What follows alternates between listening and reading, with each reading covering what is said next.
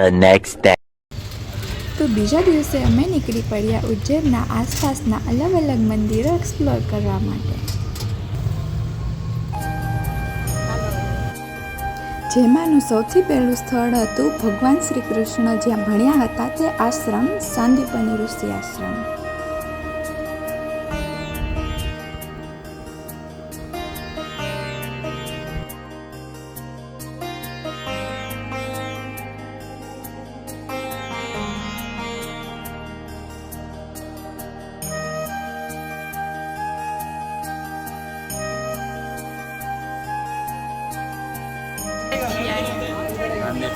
મથુરાથી અહીંયા છઠ ભણવા આવ્યા હતા. જેમ અત્યારની મોડર્ન સ્કૂલ્સમાં અંદર સ્વિમિંગ શીખવાડવા માટે સ્વિમિંગ પુલ બનાવાય છે, તેમ ત્યારના જમાનામાં આશ્રમમાં આ રીતના કુંડ બનાવવામાં આવતા હતા.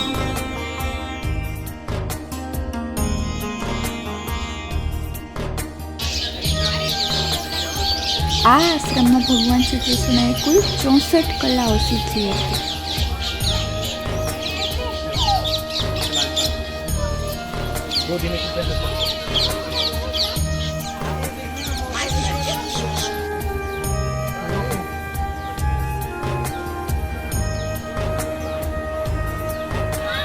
અને 64 કલાઓ સિવાય 14 અલગ અલગ વિદ્યાઓ પણ શીખી હતી, જે હું ફટાફટ ફાસ્ટ ફોરવર્ડમાં બતાડી દઉં.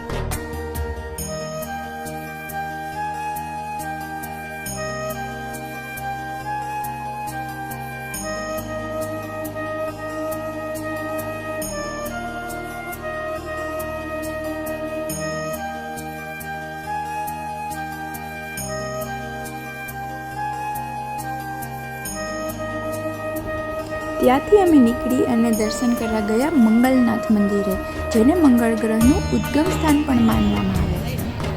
ત્યાં દર્શન કરીને અમે પહોંચી ગયા કાળ ભૈરવ મંદિરે.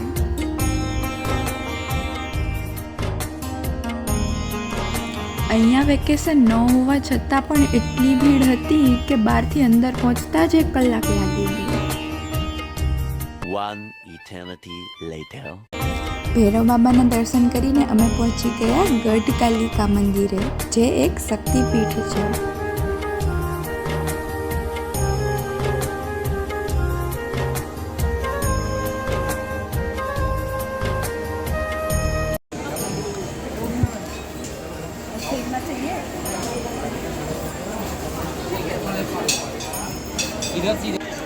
અને ત્યાંથી અમે નીકળી ગયા ગુફા જોવા.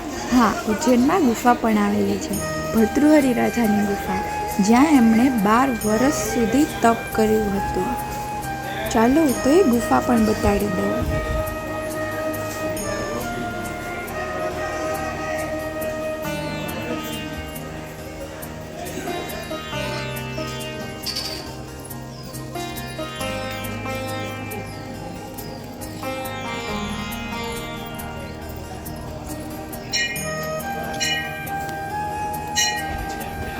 આ છે ગુફાનો પ્રવેશ દ્વાર.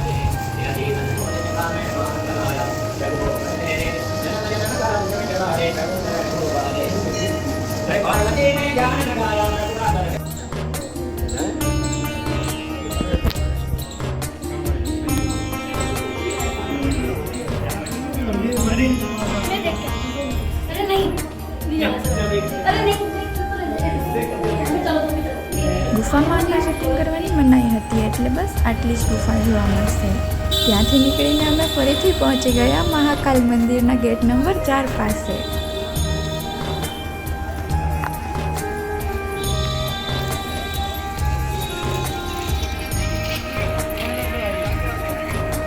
અને અહીંયા પહોંચીને અમે બધાએ માથા ઉપર તિલક પણ લગાવડાવ્યો.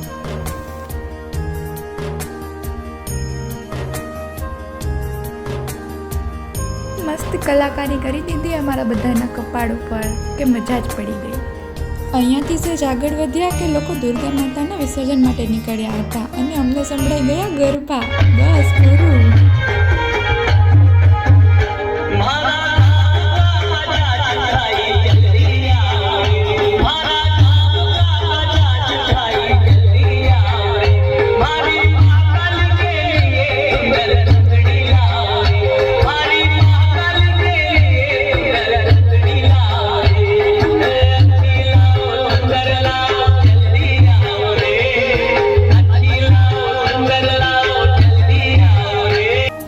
ગરબા હિન્દીમાં ડબ કરેલા હતા પણ વાંધો નહીં, ગરબા તો ગરબા જ કહેવાય ને. બસ ગરબા રમીને અમે નીકળી ગયા ક્ષિપ્રા નદીના ઘાટ ઉપર, જેનું નામ રામઘાટ છે.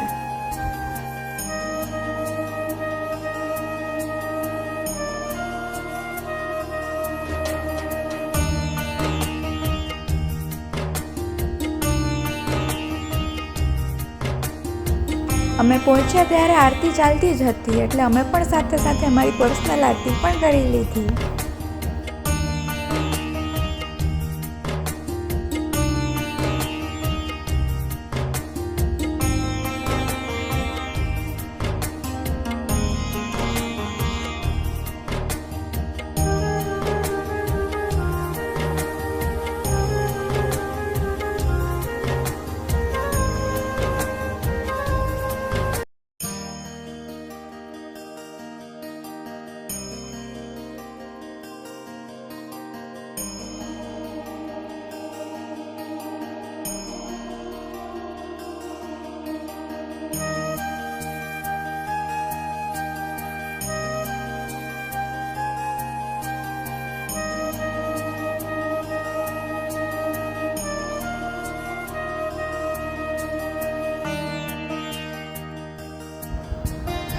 આરતી કરીને અમે નીકળી ગયા મહાકાલ લોકના દર્શન કરવા માટે, જે નેક્સ્ટ પાર્ટમાં જોવા મળશે.